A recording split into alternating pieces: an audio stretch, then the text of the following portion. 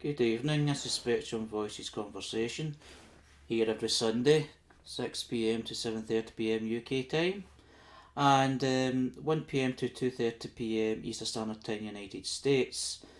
Time difference, this is Sunday the 24th of March 2024, and this is the kind of discussion part of the broadcast. And it's been a busy week, hasn't it, Julian? It has. We've put a few podcasts out. Just gonna set up the.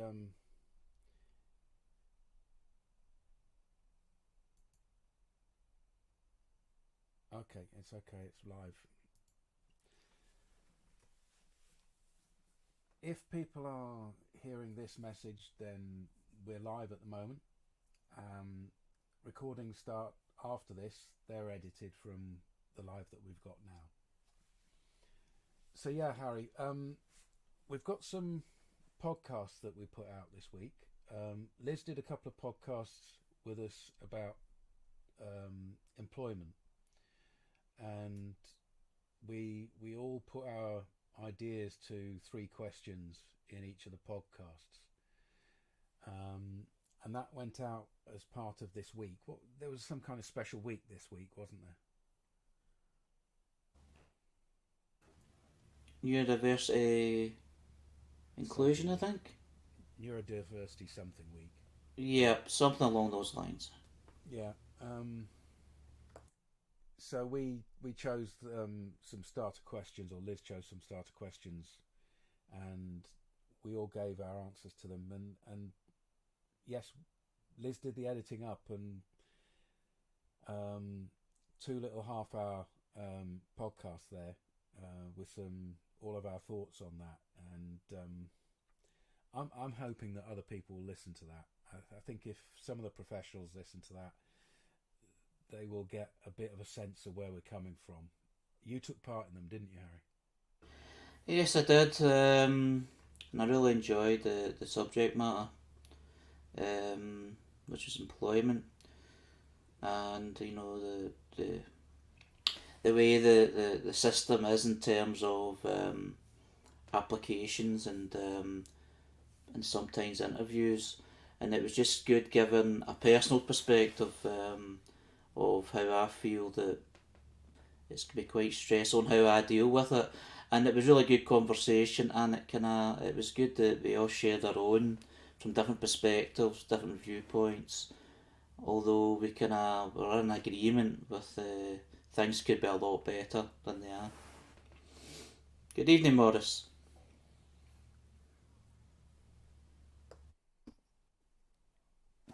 Hi, yes. It's in the middle of opening Podbean. You and I had a lovely experience this week, Morris. We spoke with Heather from Yeah. Inverclyde, the lead officer. Um, do you want to put your thoughts on that?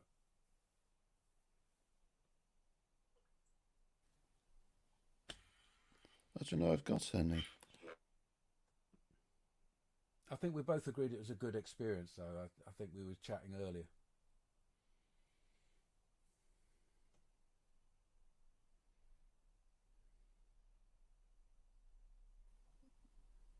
Yeah, we the facade.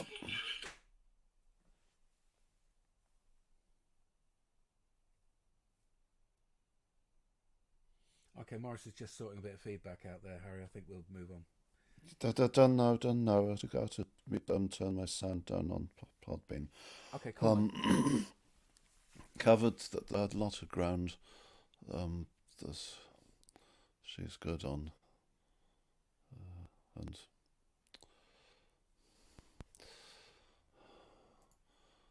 aired and shared the rightness of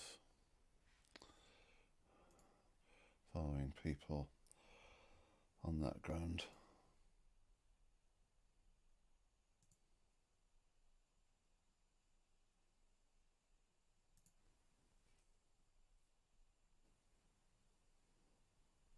Yeah, I think. There are no scary doctors coming along.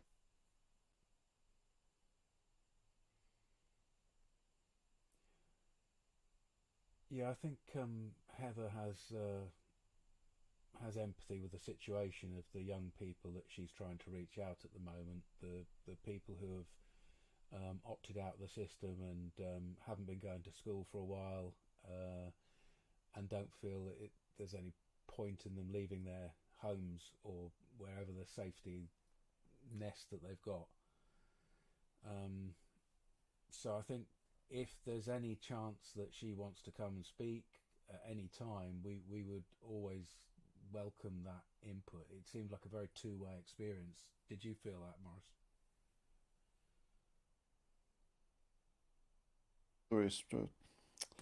The responsiveness, the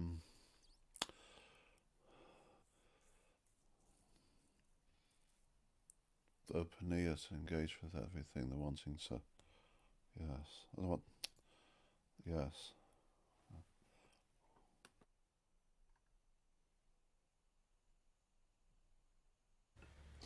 I'm just sorry I missed it, but I look forward to listening to that podcast, because I do recall that the topics and all that was all kind of discussed before, and I'm looking forward to hearing what was said and what was discussed. So from Heather as well.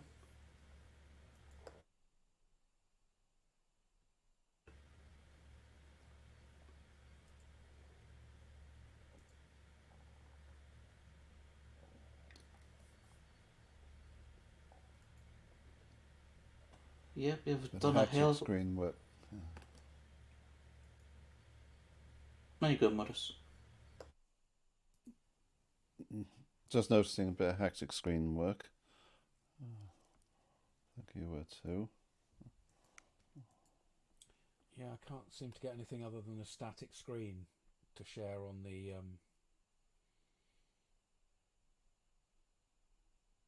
on Podbeam. Oh, there we go. It started responding now. Hi, Justin. It's Heather from Strathclyde. She's the lead officer for a local council area, and she's got a project where she's trying to get in-person meetups for people who are isolated, autistic people who are isolated.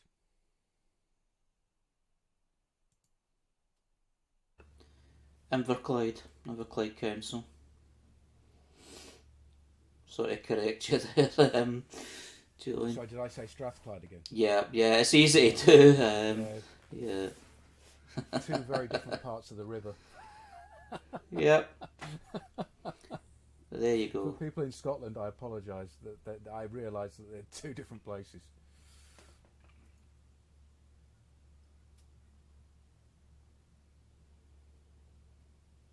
Oh, sorry, I forgot. I was supposed to talk about other things, wasn't I? Okay, so I've also completed a podcast for Sean from the consultancy business, Autistic Knowledge Development, was it? And that was a nice conversation.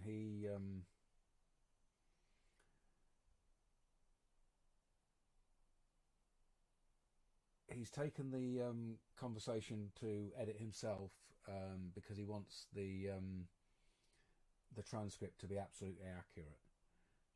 But I'm hoping that I'll receive that back from him next week so that we can publish that next week. Because I'd like to follow that up with something of ourselves. He was used by big charity to create 6 presentation slides, little short videos, and I think it would be nice if we had a look at them and discuss them in one of our recordings. So I wonder if that would be a project that people would be up for. Yeah, so I'd be interested in that.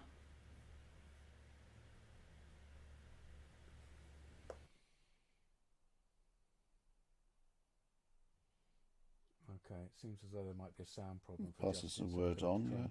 Try and fix that up.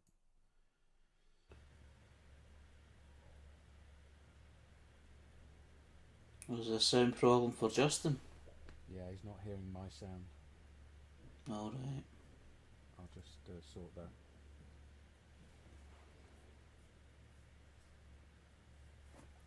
I really rather hope that we get the option to speak to Heather again. Yeah. But I think Justin's message saying you only hear me dates back to when he first came on, if that's what you're dealing with. Can he hear us now? Well, he heard you saying Heather clearly, so. Okay, so there is no problem with the sound. If we could get somebody like Heather to come along regularly and speak to us, that would be absolutely lovely. Am I speaking out of turn? What do you guys feel about that?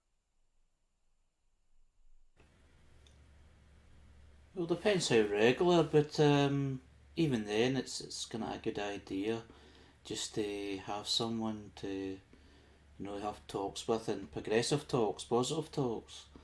Yeah, anything new, anything progressive. I love that word. Anything like that, I'm quite happy with.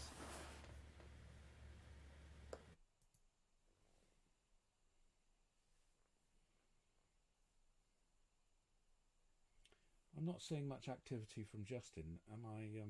Is it just not refreshing? Oh, yes, Harry, he has a sound problem. Okay. Right.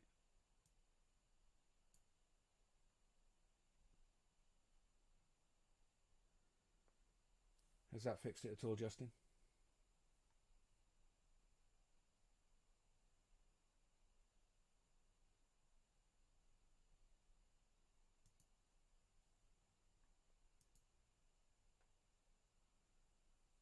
Okay.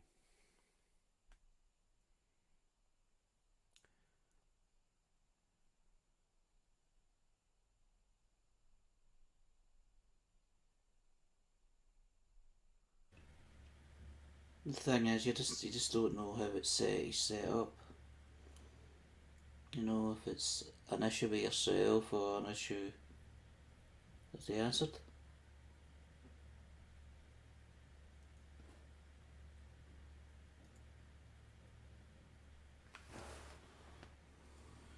No, I'm fairly certain it's here.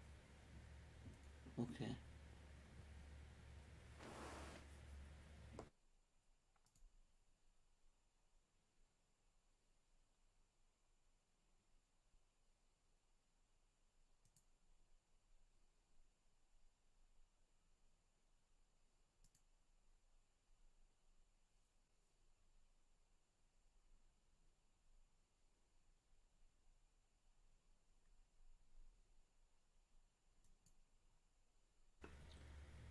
What this is demonstrating is this isn't too polished or anything like that. It just shows you that the kind of niggles the teething problems, and that kind of, I think it actually promotes this quite well, ironically. Although it's a shame that Justin can't hear us or can't hear you. Yeah, he's only managing to hear Morris at home. Okay.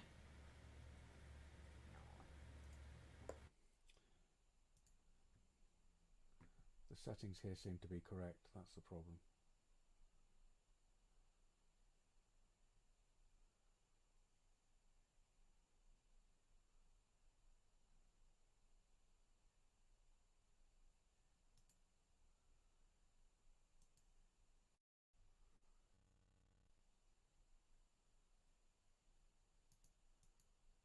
Okay. I'm looking for a solution.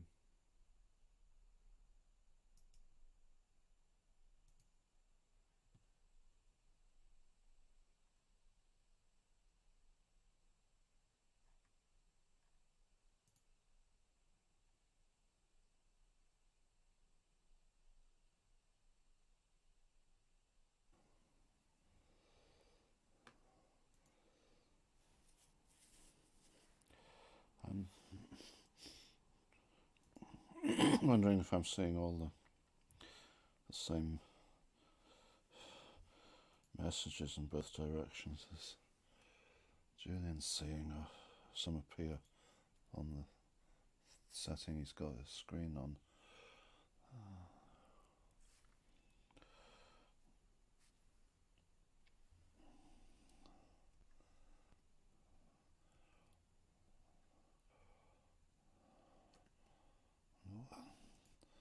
I'm too much going Control plus and Control minus and on the, what's it called again?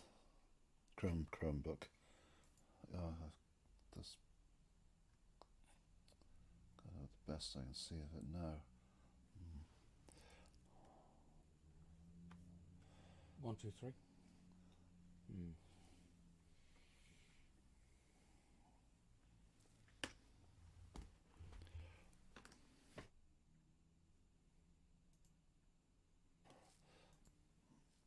You can hear all of us sporadically at times, except for Julian. Well, that logically means the two of us.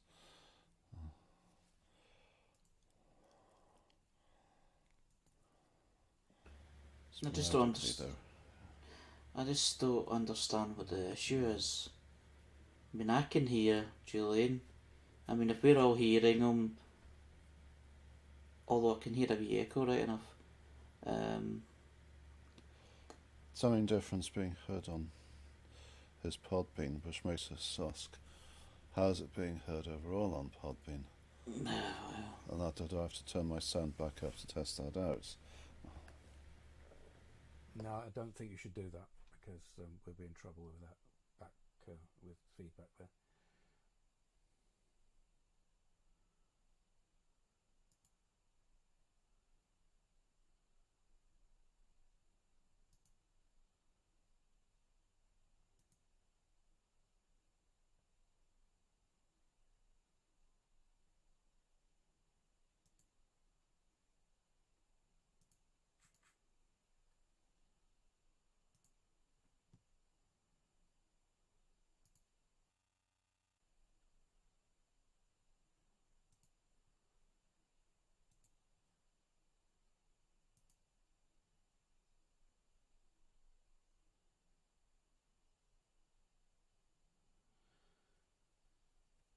One, two, three. No, it's not coming through at all now. Obviously, I suppose we're not getting any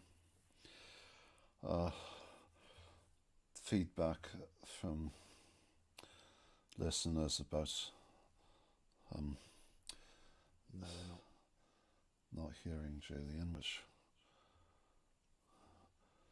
no, we're hearable. would leave quite a lot of gaps in if they we're just not hearable on Podbean. The main voice and the Facebook parts. I don't know how to fix it. If it doesn't extend back to any weeks when he was away.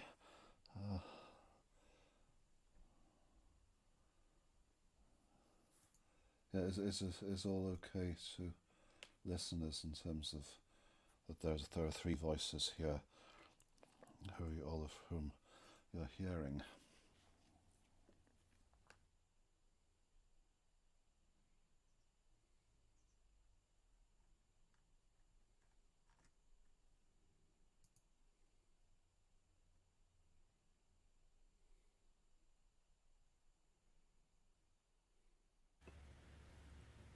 I mean, you did say it's just dead air, but there has been long silences, obviously. What was Julian's going to link to solve the problem?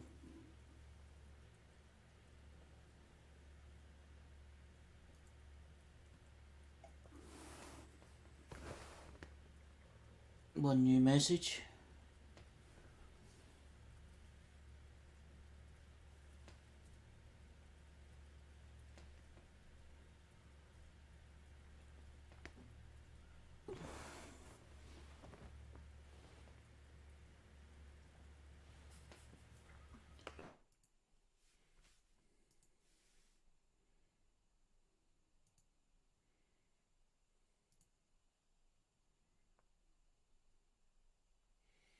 Okay, guys, this isn't fixable. We're just not going to be able to be heard on Podbeam tonight. We can only look at the text from Morris.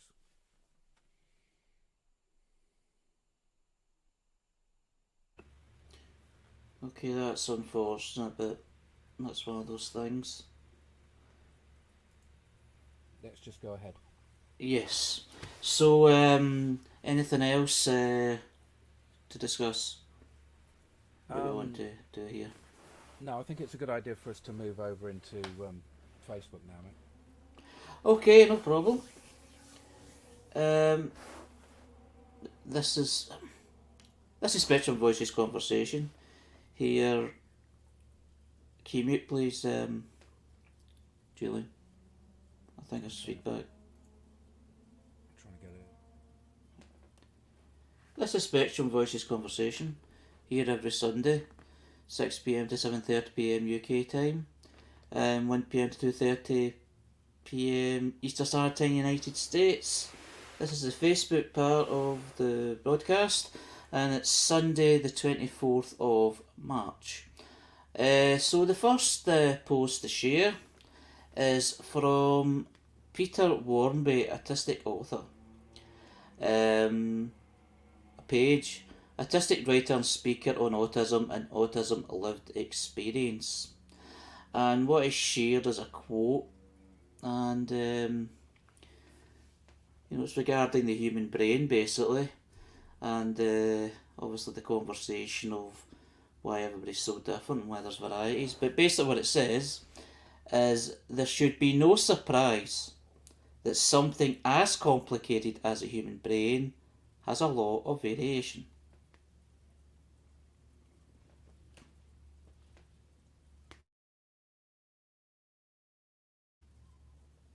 So we should be surprised there's so many different people.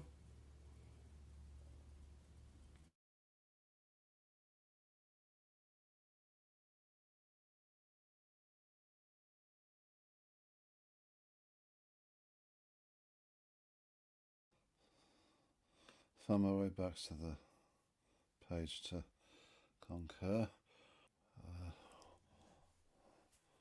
I mean, tall and shorter shoots of a plant, and the evolutionary baggage is always a variety pot.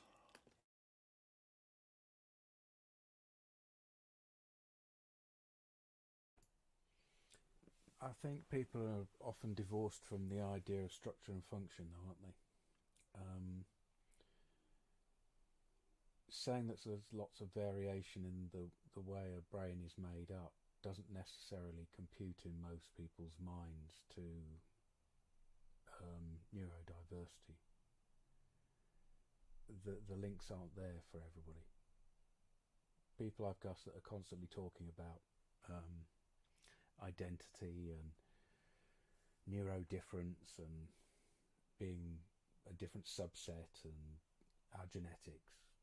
It's part of our everyday language almost now. But I'm not sure most people will get that as a link.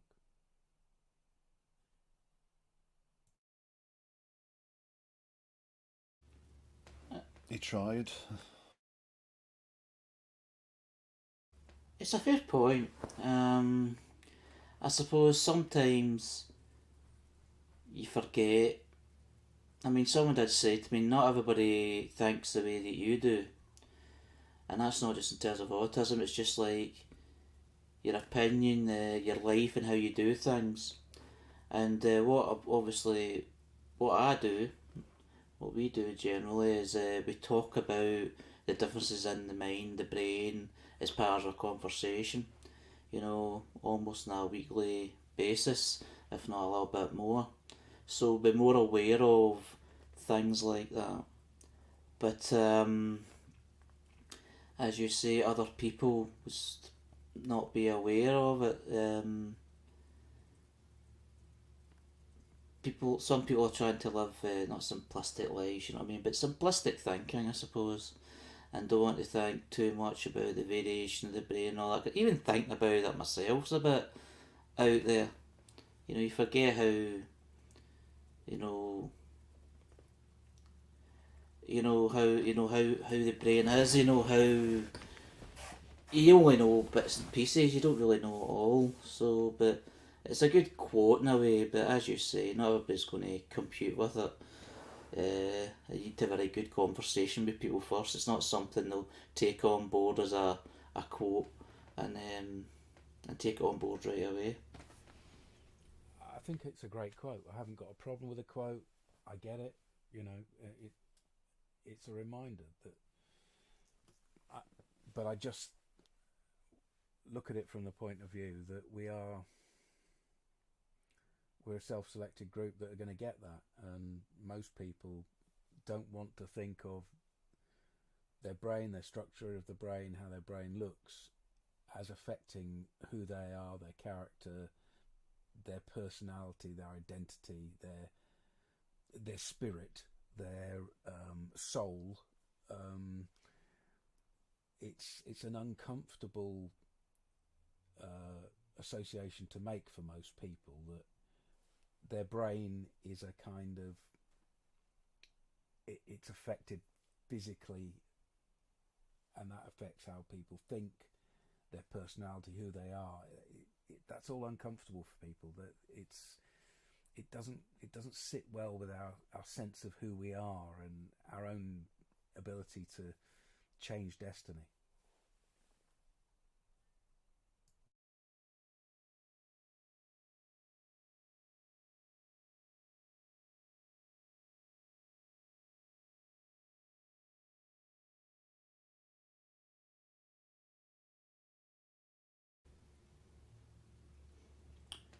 The next post is another quote, and it's something that we've talked about before as well. It's from Stephen's Living Life on the Spectrum, a blogger. And the description is: come and look through my world with mild autism, SPD, and fetal alcohol spectrum. And I don't know if it's his own quotes, but basically it says there is a connection between nature and autism. It soothes the soul and feeds the heart. And that's quoted to Stephen's Autistic Journey, which may be the same person, but it may not be. But it certainly rings true from the conversations that we've had before, in terms of sensitivity and how nature can help with that, being out in the woods sort of thing, and other things.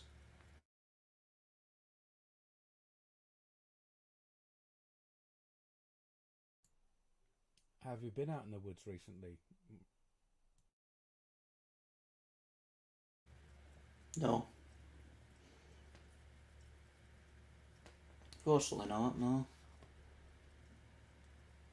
I just try to get that into my own routine. I mean, there's plenty of woods to go into around my area. There was a big park as well, so no, I haven't, but I have heard, people talking about, Chris Parkham was the same, I suppose. He said his own documentaries about, being out in nature and the sounds, the colours, the smells, can be quite soothing because of the heightened kind of senses that autistic people have, or some autistic people have. So I'm quite annoyed at myself for not actually been doing it, because I could actually do with it every now and again. Because I have done it before, and I've done it years ago. Sit on a park bench, in Barlow Castle Country Park. Just you could see Loch Lomond from that bench. It was a nice, not a lovely day. It was a nice enough day, and it was nice and calm.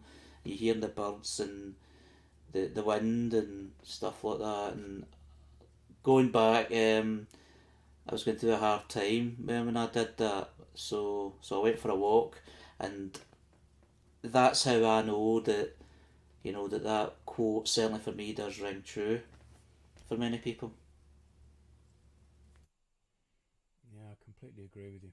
It's one of the things I've always reached for as part of my self-regulation, is to go for a walk, to get out in nature for preference.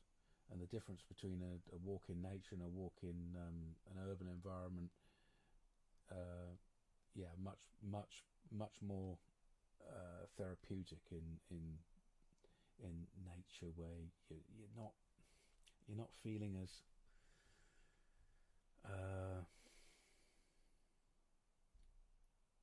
pressed in by distraction and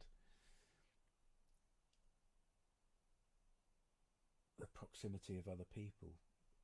Wild nature particularly seems particularly helpful to autistic people. Yet schools and institutions for autistic people struggle to provide enough access to outside spaces.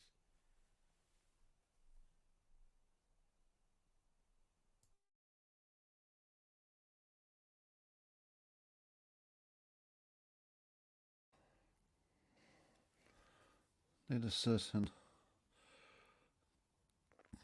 control and safety level in the nature, like the semi-nature of a park, and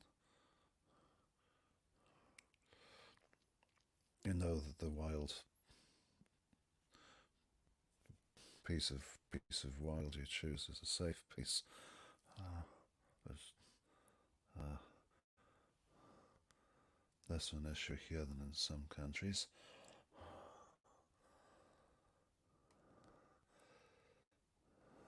If only this bloody talk about reintroducing wolves happens.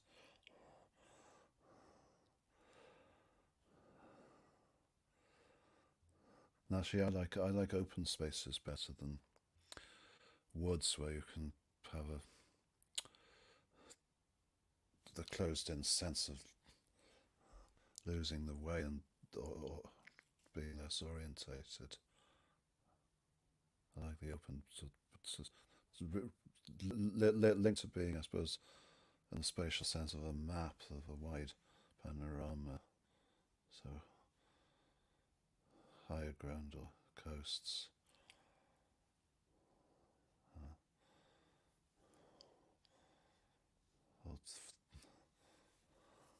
Urban fringes. Quite like the landscaped ones around the Gyle and Hermiston, and the foot of the Pentlands on the edge of Edinburgh.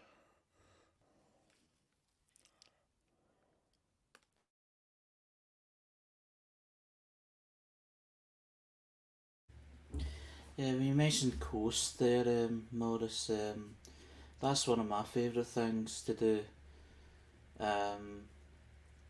Is go to the coast, for like a holiday or a day trip. Although I haven't done that in a while either, but I have done it in the past.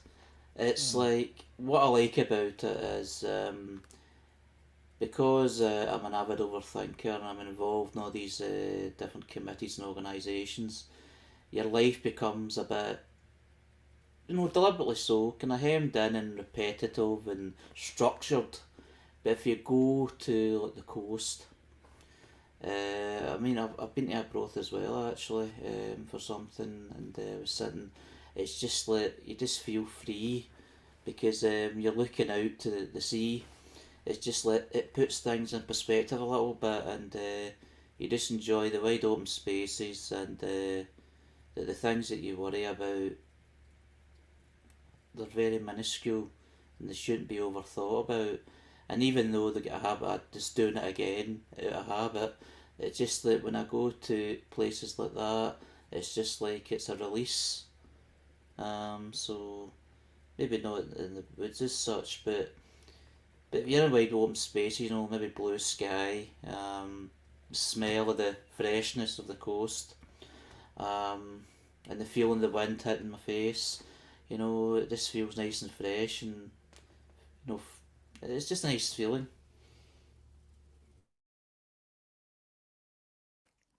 A lot for the senses.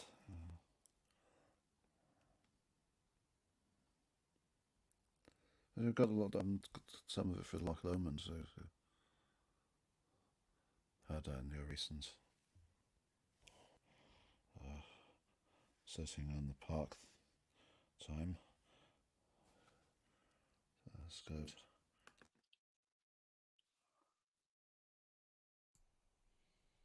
I think we really should think to ourselves that we're missing out if we're not getting out into nature when we have the opportunities to do so. In this hemisphere, it's warming up, and a short, brisk walk outside can be a really uplifting experience.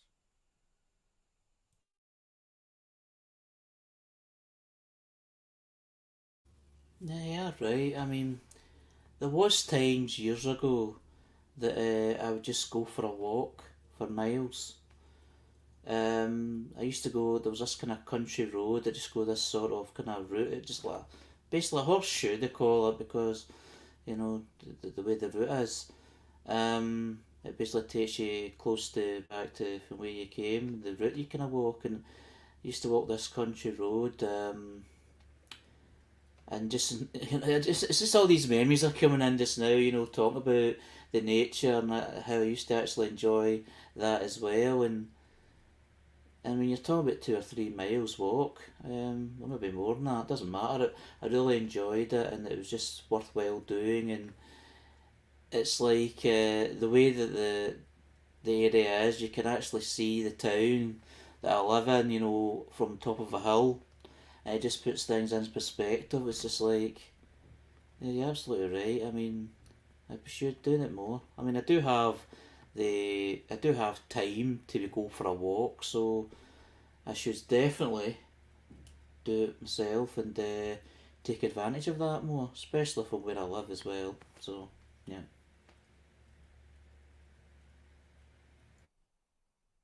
I think it's trees as well. I think there's something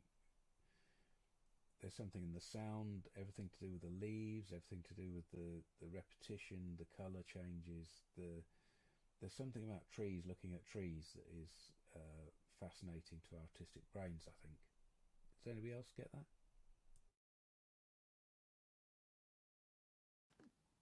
Well, it's a matter of taste. I, one tree against a sky will just capture some skylight through it, and be better for me than so many trees there isn't any sky.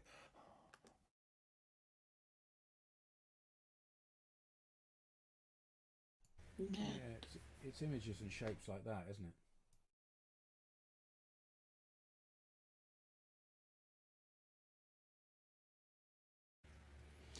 Well, there's one thing I do enjoy because of where I sit in my living room is you know, there's a tree out. Well, there's a few trees, but there's one particular tree in the back garden, and I can enjoy kind of looking at that and although the skyline and all that isn't, you know, it's quite obscured because of obviously I live in the house in a state, but it's still nice and pretty to look at, and it is quite soothing. You know, feeling a bit stressed or not feeling that great. It's just it is something about looking at things like trees and things in nature. Sometimes even just the sky. But yeah, the tree thing I certainly do get.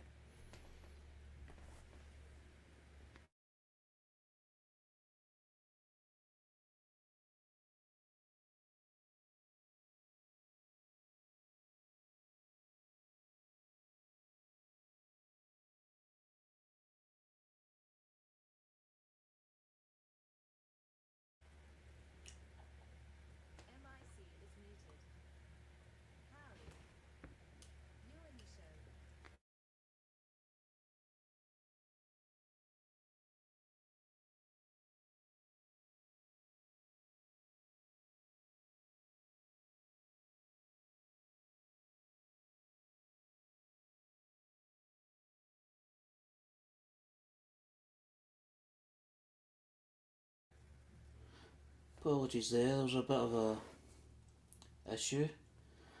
The next post is from Lucy's Lights, who are a non-profit organisation, autistic female support group in Moray, in memory of her friend Lucy. And what they are promoting is with the Swan Autism Scotland, who are a Scottish women's and non-binary organisation, and it's an event that's coming up in Moray in the Highlands, Scotland, and it's just like a partnership. They're saying they're working with Lucy's Lights to host meetups, a social meetup group, and the first event is online this coming Wednesday on Wednesday the 27th, 6 till 7 p.m. UK time.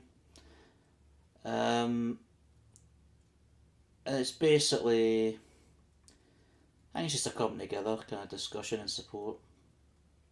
So it's just, I like to share these things. It's just a lot of these different things are out there, particularly online stuff, which is good. And organisations or groups getting together.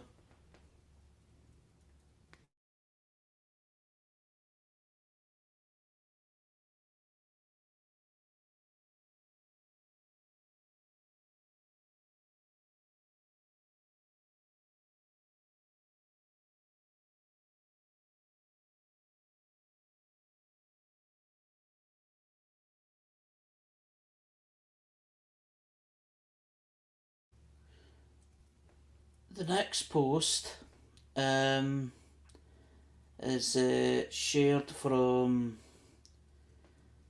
Autistic Resources for Autistic Activists and Allies, a writer on autistic history, advocacy, and resources for autistic people and allies by autistic people. And what it shared, I just found this interesting. I was travelling on the train, I just seen this, I just thought I'd share this to the page. It's talking about Albert Einstein, and there's a mention of a word that may cause offence, but I'll read it out as it is. It says, Einstein was autistic. I believe that if Einstein was a child, or possibly even as an adult diagnosed today, he would probably be diagnosed as low functioning. I'm serious. Albert Einstein is one of my favourite and one of the world's most famous autistic people and scientists. Born in March 1879, he was born well before the diagnosis of autism as we know it as a diagnosis. As a child, Einstein did not speak until he was 5. Until he was 9, he only spoke to repeat the same sentences. He was described similarly when he was older, as people says that interactions with him and lectures by him was very confusing. He often repeated sentences that were confusing and spoke very little. As a child, his grades were very poor, with some teachers even told his parents that he's probably retarded. Yet his parents persisted in educating him. He was eventually expelled from school for bad behaviour. He was obsessed with compasses and would stare at a compass for hours as a child in interest. He was interested in how it worked. This would how he be described as an inappropriate play. He took no interest in peers, instead deciding to build blocks and play violin. He would be so hyper-focused on what he was doing he would ignore those around him. These are all things that would get a child today diagnosed as low functioning. Functioning labels don't mean anything about an autistic person's actual abilities and have no basis in actual science or fact. Do not create a self-fulfilling prophecy with the autistic people around you, especially ones who are low functioning. Given responsibility, education and belief creates what's given.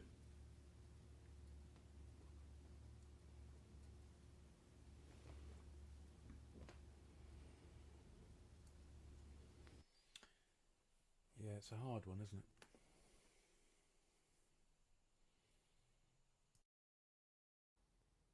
I'm surprised to hear so many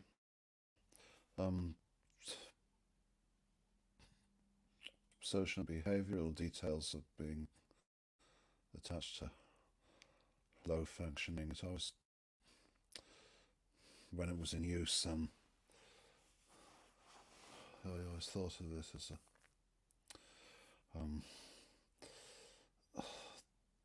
as an intellectual labelling. So attaching those things to a certain amount of social judgment and attaching them.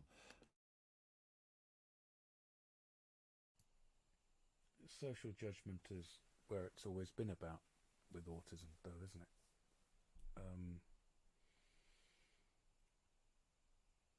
He was fortunate that he had supports and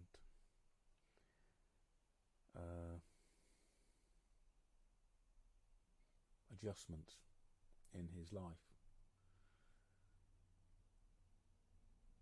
and the idea is to notice the huge difference between what looked like his certain outcome to be a outcast from conventional ideas of intelligence,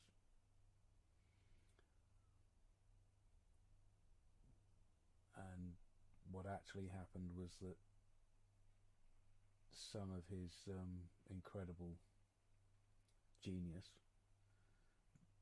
did get recognised, and there's a huge gulf between those two things, and we're supposed to consider that for ourselves as autistic people.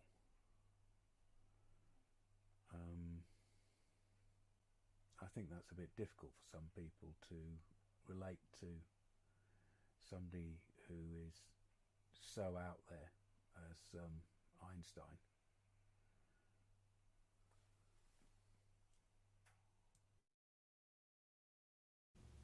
It certainly is an interesting one, because Albert Einstein's like one of the first kind of names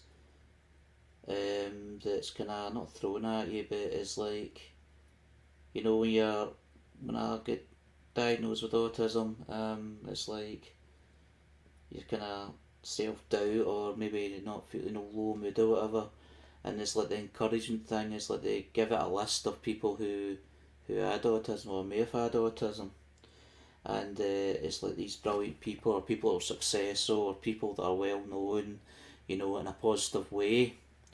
And he was one of those names, but that was the first time I actually kind of read, you know, something that deep and detailed regarding Albert Einstein, and it's believable in terms of, you know, how some people would have been treated and what, and the assumptions and judgments that would be made. It just shows you. I mean, judgments can be made very quickly for a lot of things. Particularly like in school and things like that. If you're in school, particularly when I was in school, if you were easily distracted or a bit of a daydreamer, it was sort of like not a failure, but it's like you're not doing things the right way. There's something wrong, and that was obviously before, you know, diagnosis or anything like that. But I can sort of identify with bits of what's been said. It makes a lot of sense, and it is quite sad, although it isn't quite inspiring for, you know, to read out and for other people to read it. It just depends on your mood, of course, but I think it'd be quite uplifting. You know, it just shows you that, you know, Albert Einstein, not just the figure, the inspiration, but, you know, the man himself.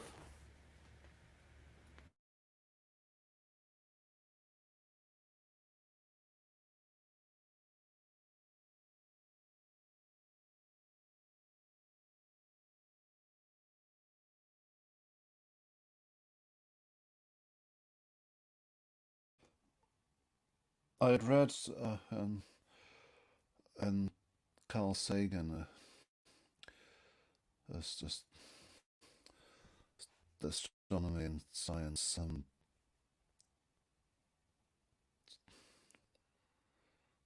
science attitudes, I suppose, right? 70s and 90s around. He wrote up a lot about Einstein's character. From the school critical language, of course, is where I remember it, that he wasn't aware of the autistic connection in that era, but certainly the informality of character and the journey he made despite it has always been out there and always been a challenge to pictures of what makes a scientist.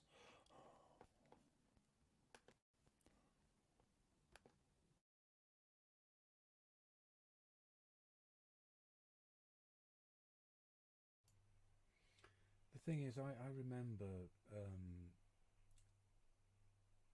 Einstein was such a figure of fun as well. He was an odd character.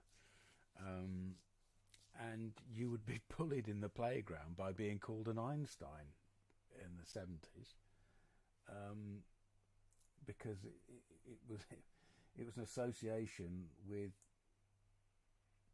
out and out weirdness, you know. I think there's been a lot of revision as to how people see him,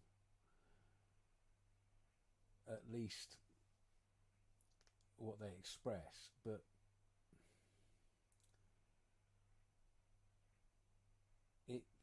it's not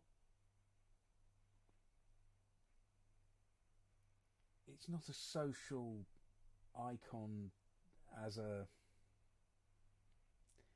pinnacle of humanity that most people see in Einstein. They see a very problematic situation, and is it a good is he a good poster boy for autism? No, he isn't.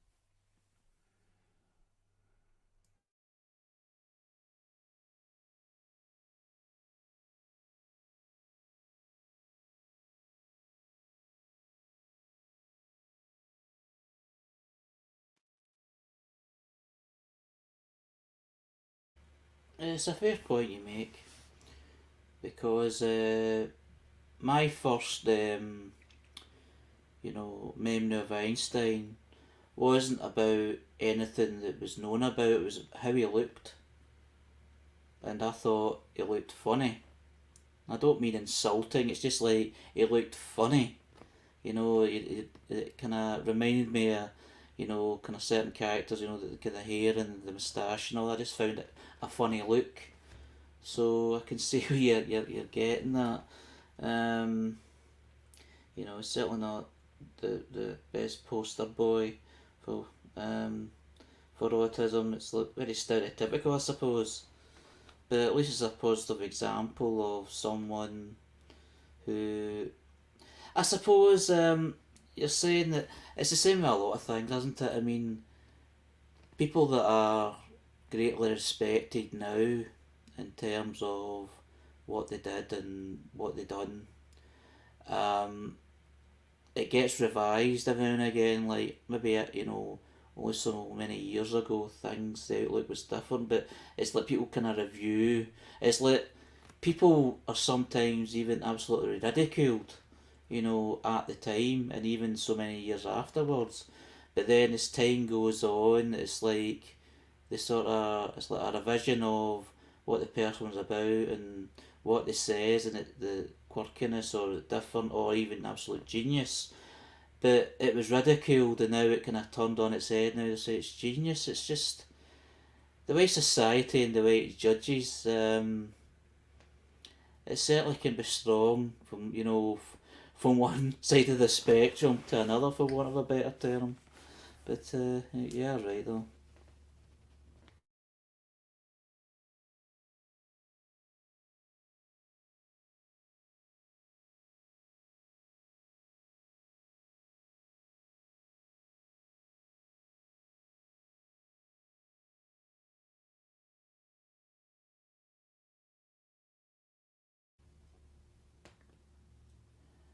The next post is from Autistic Quelia, who's a digital creator, autistic and ADHD self-advocate, digital content creator and writer. And what they've shared is it's a stories dump, but it's basically talking about social media and their experience of it recently.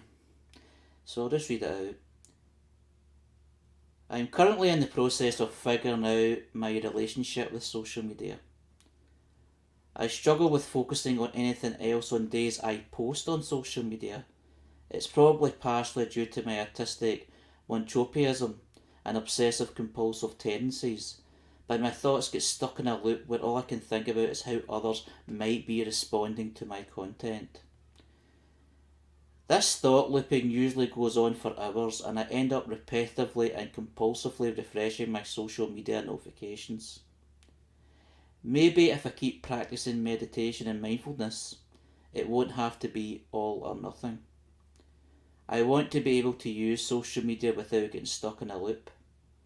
This isn't the only reason I want to change my social media use, but it's one of the main reasons. I can certainly identify with that.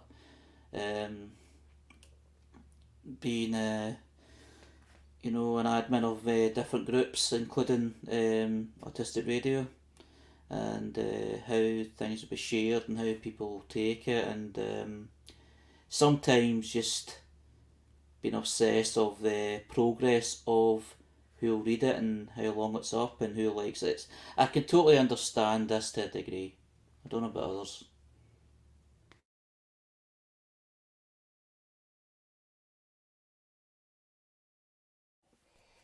It's no bad thing to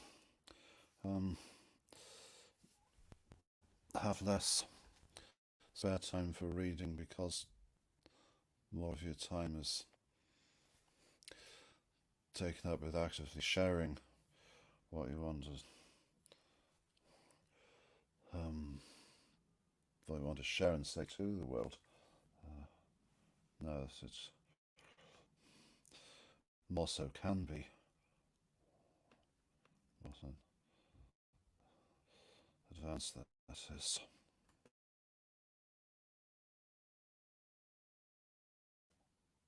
We're still just as capable of reading. I don't think that our minds have actually changed, and it's just in the ability. It's not a matter of attention span. It's a matter of time management.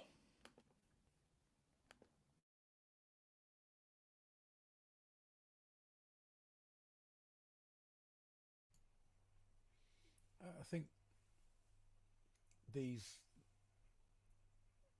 things, these social medias, etc., they are designed to take our attention.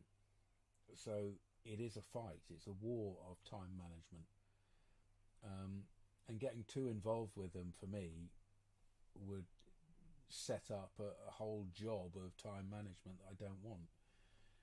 I already have a bit of an issue where when we put out something on as a podcast, I get curious as to whether people are listening to it or how quickly one gets listened to in comparison to another, and so I check numbers occasionally over periods of time, and then I forget about them for long periods of time as well. But I'm not sure that social media allows you to do that.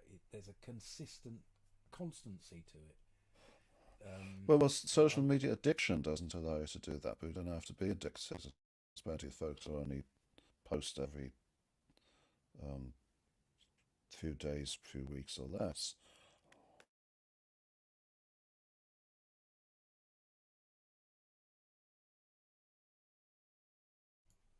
It's hard. It's hard to resist. It's hard to deal with. It's a dopamine hit constantly. It's designed to catch us.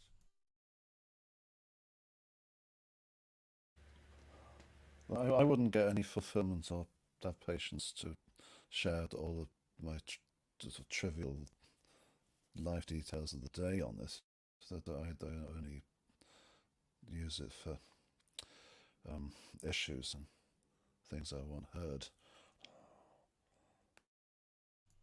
You're using it as a political tool, aren't you? yeah. Asking a personal off the chest. Yeah. Social issues too. Yeah. What I do, but particularly for the kind of social media kind of pages and groups that I run. Um, the Autistic Radio one's a bit easier because it's a special niche, uh, so you know what to share and you don't need to. Basically, it's not me giving my life story like other groups and pages are. It's basically sharing information and as a kind of resource and as obviously a discussion tool for us to talk about as we're doing it right now. It kind of gets a bit wary if something comes up and then it's like a controversy may come up with one or two people. But even then, it's very minimal.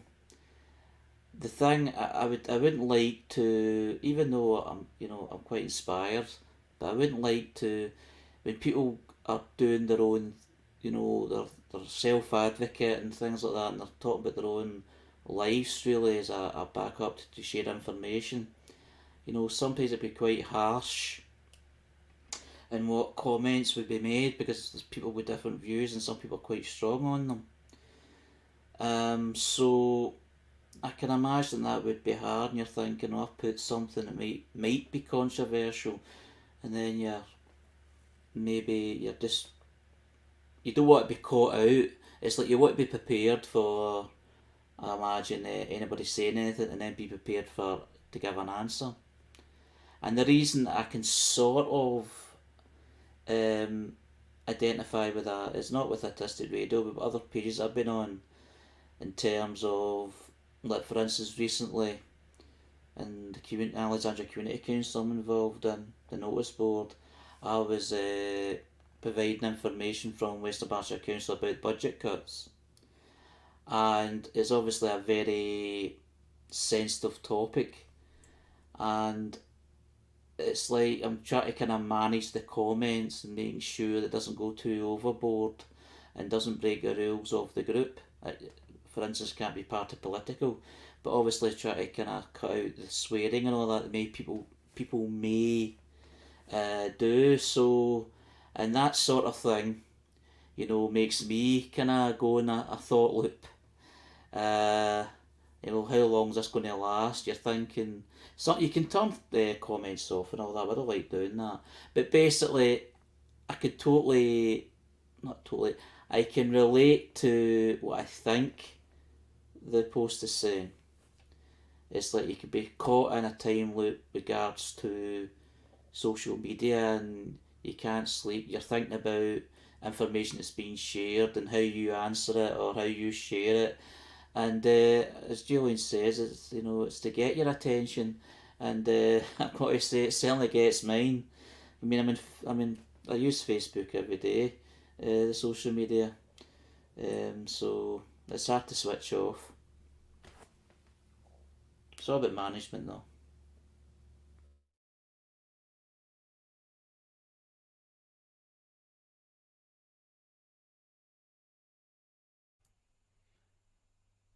Hi, Liz. Welcome.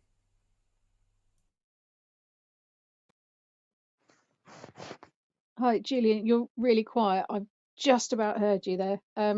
Yeah, I have no idea what you guys are talking about, so I have nothing to add. But hello. We're just on the post from Autistic Clelia on social media, which is just a day ago.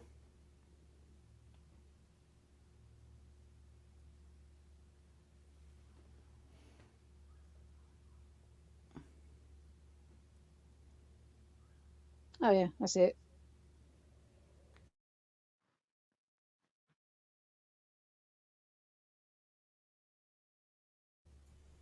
I've just turned up my volume. Is that better? Yeah, I can hear you a bit better now. Yeah. Hello.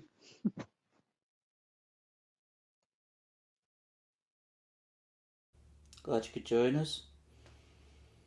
Yeah, my brain is still a bit spinning because I've just been doing the notes for the Spellers and Allies meeting, so it's quite a long and intense meeting about planning goals and strategies and stuff. So I'm trying to kind of switch my focus onto this. It's yeah, it might happen, it might not. I think what I need to do is lie down in the dark and just do nothing for a bit. But yeah, carry on. I'll yeah. If I Okay, have anything to say, I'll butt in. no Was problem. was the meeting? Was the Spellers meeting successful for you, Liz? Um, I don't know if I can answer that question. It was a good meeting. We made some progress. Um, there was a new person, which is always good. Excellent. So things are progressing there. Yeah, we're getting there. We're trying to plan like campaigns for the whole of for the coming year. So we're not planning a picnic. We're planning a social revolution, as it can get quite involved. Well, I wish every success in that.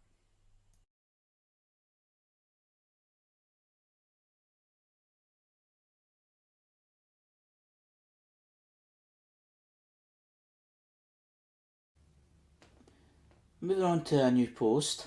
The next post has been shared by Yale Clark, developmental psychologist. Education page, anxiety and OCD in children and parents, special focus on autistic and ADHDers.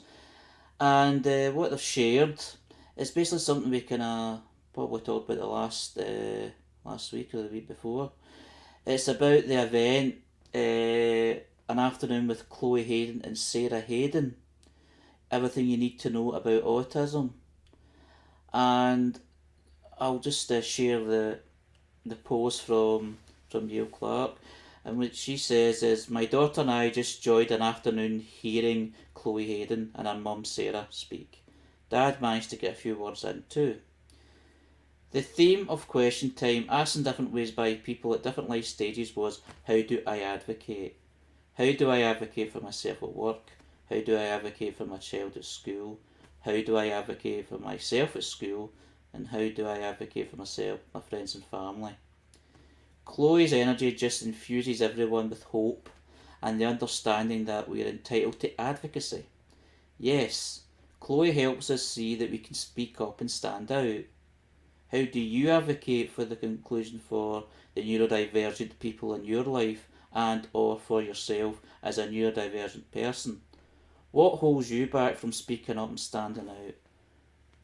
What do you need to be able to say, we are here and we are entitled to accommodations that help us fulfil our goals? I'll say this, there is increased safety in numbers and our numbers are growing. Different not less with Chloe and Sarah Hayden. Thank you for the boost to my advocacy spirit.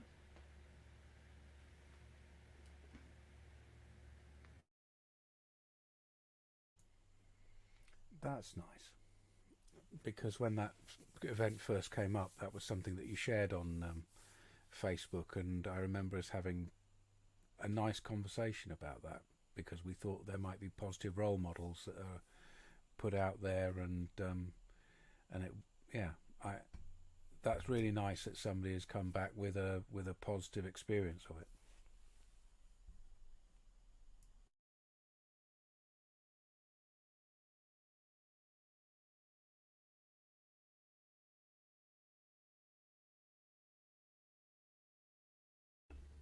Yeah, I kind of like the kind of sort of follow up. It's just one person's view, but it's a follow up from an event that I've shared. Because sometimes things just move on quickly, and you don't really get the follow up or the reaction of people that have been to the event that looks so promising. So it's good to get a view on that, and then it obviously helps their views on their particular posts and their particular pages. So when I seen that come up, I thought I need to share that because it's a good way to follow up. and it just shows you a lot of these events are it inspires a lot of people, and they're very worthwhile.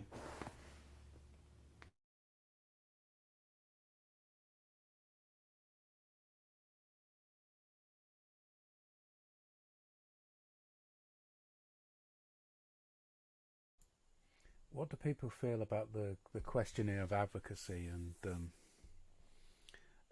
there's a lot in that that's a kind of call to arms. You know, we need to speak out. We need to advocate for ourselves, for each other. How does that strike people?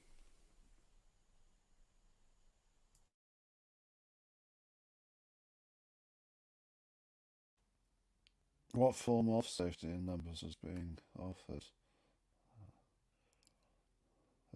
Is any specific actions a person takes being backed up across a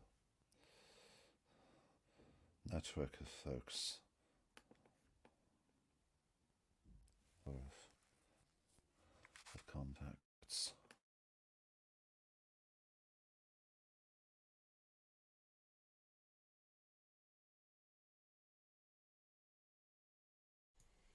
I don't feel that in any way exists at the moment.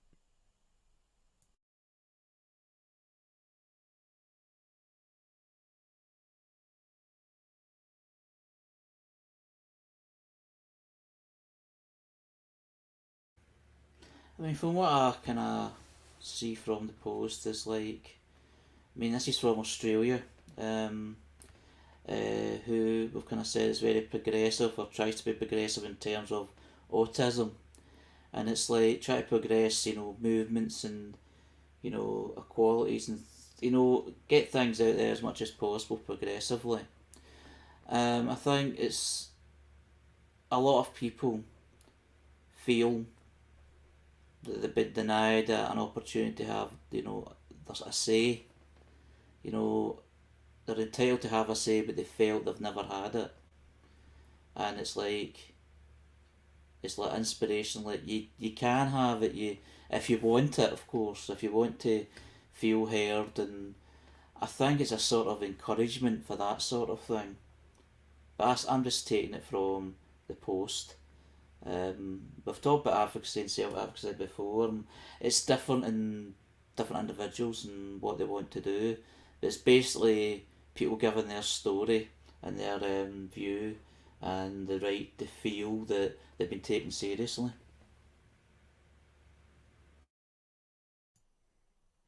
Yeah, I think it's also about this.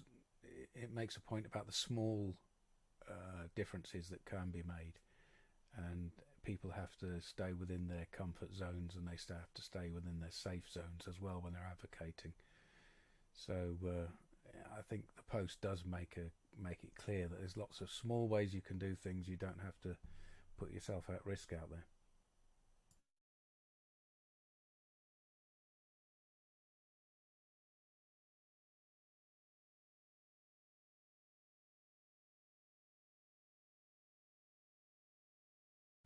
Yeah, so that was the first step. Um, In some ways, yeah. we're advocates, I suppose, aren't we? I mean, that's not a specific thing that we're aiming for. I mean, just by speaking out and speaking of our own experience, that's a form of advocacy. Yeah. And like sharing with Heather was a very good fun. But that means we're way down the track compared to anyone's starting point on their own. They need to feel connected, not on their own. Yeah, our advocacy is very direct, isn't it? We speak directly to a professional, and we hope that will make a change or a difference or a point or some kind of piece of information exchange to that professional.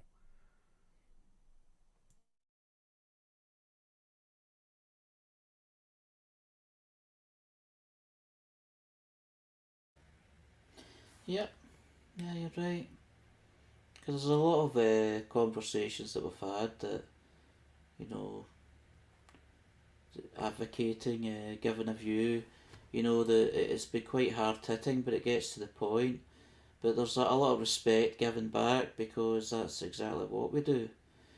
Because we do things as respectful as possible as well.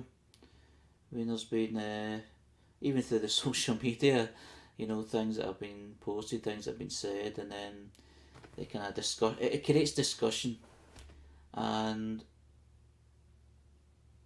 it gives an opportunity for people to give a view. And there's so many different views, and not just a view, perspective in terms of talk about their life experience, but with the professionals itself, it shows that we're direct, we're respectful, and we're serious. And what I like was is we're also different to possibly what's been done before. So yeah, absolutely.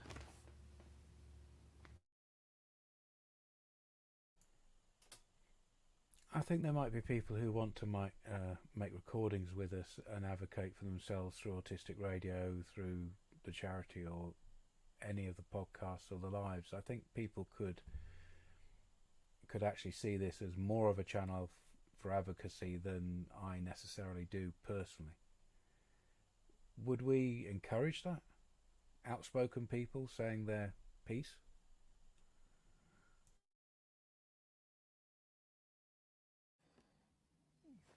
I'm confused. I'm sure that for a long time you've described this as the audio model of advocacy. It's certainly something I've heard you say, Julian, you know, about Autistic Radios. And I'm fairly sure that was one of the major themes of our Calicon presentation. Yeah. was the audio model of advocacy. So yeah. I think it's kind of like the core, I feel very isn't caught it? out that I'm rehashing old stuff. Yeah. No, I'm just like, so my brain's all over the place, and I'm having one of those moments where I'm like, have I dreamt a whole presentation we did, or are these things linked? Yeah, no, I mean that's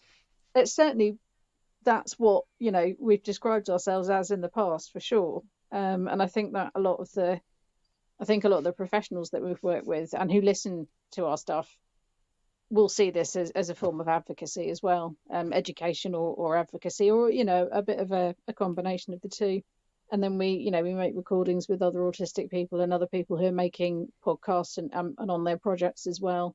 And I think sharing autistic-led projects is an act of advocacy as well. So I think it's really fair to say what we do is advocacy, like in quite a core way, in fact. Wow, thank you. That explained it so much better than I could. But there's a tiny difference I was trying to get at the end there. The nuance at the end was, how open are we to having slightly more outspoken advocates coming and using our platform to speak out themselves? We've done that as well, haven't we? Have we? We've certainly worked with people who may seem to be outspoken, and we've worked with people who are possibly quite controversial. Cool, yeah, you're right. I think in the spirit of punk, you know, that's sort of. I don't think that's something that I see Autistic Radio shying away from at all. Put it that way. Oh, okay. So you feel as though we're already there. I think that is something that we have done in the past, and I don't think it's the sort of thing that would necessarily make us go, oh no, we shouldn't do that. Whether or not that's the right approach, I don't know.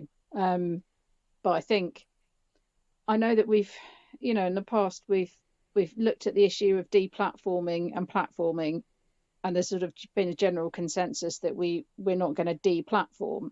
But at the same time, I think we've also had conversations about whether that is always the right thing to do, and do we want to amplify certain points of view by providing a platform? And it's kind of a fluid conversation. I think, I don't know whether we've really reached a consensus currently, but I know we've been at various points in the past on it. It's certainly something I can remember us discussing. Possibly not in a live, it might have been in a pre-record. I'm sure we've talked about that. Yeah, I think you're right. I think this is more the time where we brought it out into the Facebook posts arena. The post is, well, I mean, the post is provocative. It's wanting people to feel that that actually that's the next step for you, probably. When we previously looked at this post before, it was encouraging people to come and look at neurodivergence, and there was something about somebody taking along somebody with them to it. So the narrative around it was people discovering their autistic identity. And this next post we're looking at is a movement from that to saying, now you've got your autistic identity and you've got a bit of this information, it's now time to start looking at whether you want to advocate in some way. Have I just linked those without seeing it? You know? I didn't think we were still talking about the post. Sorry, I thought we were talking. My comments were just generally about what Autistic Radio does. And perfectly valid because of it. I'm just bringing it back to the post now. It's just obviously where the discussion is kind of obviously developed from, which is the whole point of why we do this anyway. You know, they talked about advocacy, and we're thinking, is that something we do? And we think we can agree with we're actually doing it already, yes, and in our own way, and we've already kind of given a platform for people that do their own advocacy or self-advocate, and I'm happy to continue doing that because we had interesting conversations. Always, everybody's different. It's just amazing how different people can be and their approach. Obviously, the life story, and then how they advocate and how they see it as what advocacy actually is. So I'm certainly happy for that. Since we've done it already.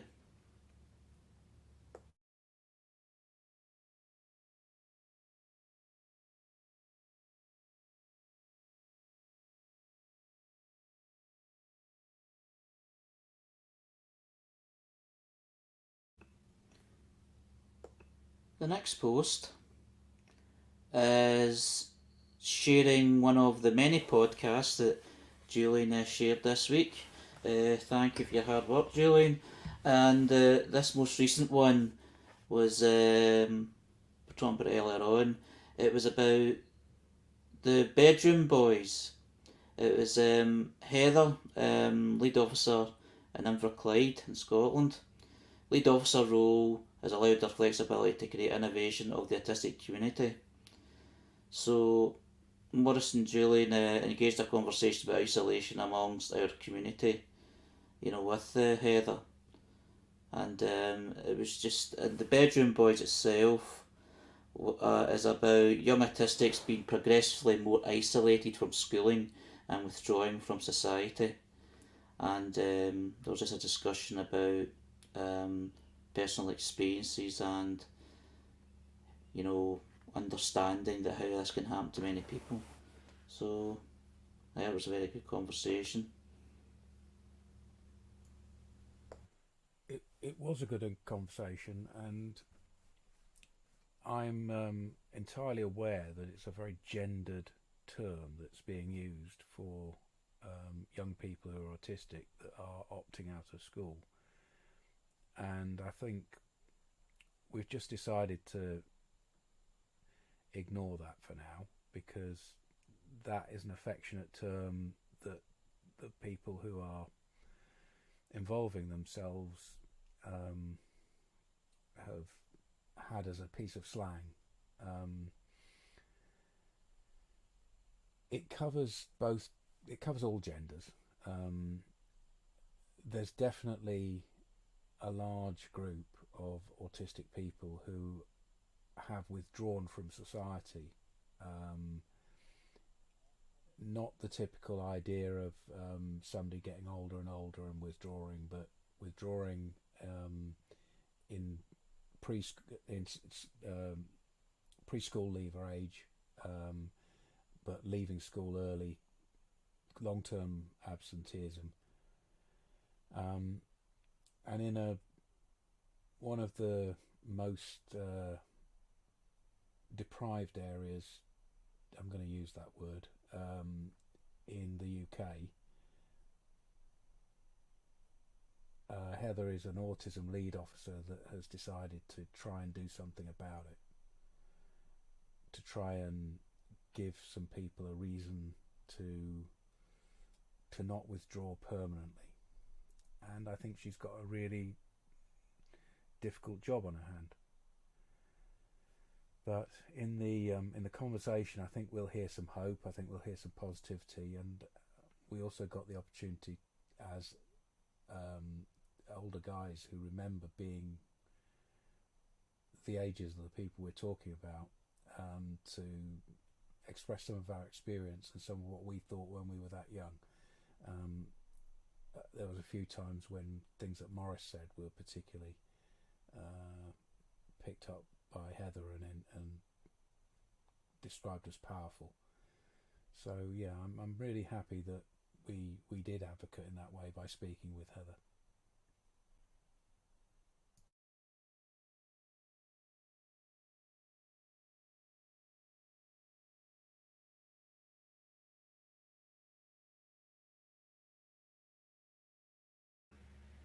It's certainly an interesting topic, because it's something, that from what I remember school myself, is something that could have easily have happened to myself. Withdrawing, not from just school, but, society in general. The thing that kept me going to school, even though I felt it was absolutely murder at the time, it was a hard time, was the routine thing. And thinking not going to school was wrong, and to be wrong would make me feel worse for not doing it. Even though if I felt unwell, it was just this kind of bad feeling of not going. So I can kind of relate to some things that that have been touched upon. It just shows you how easy it can happen. But it's good that it's getting talked about and shared.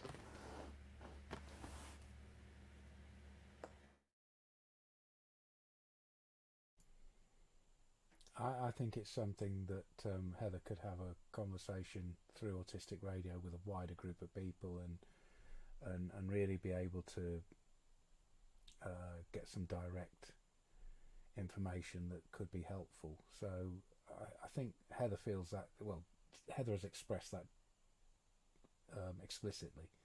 So I'm going to do everything I can to keep Heather talking to us.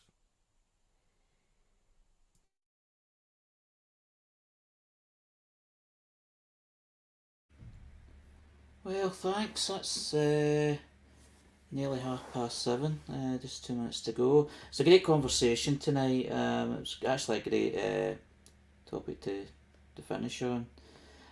So thanks everybody for being involved. Thanks for the people that have been sharing the Facebook post that we've been discussing tonight. A good variety again.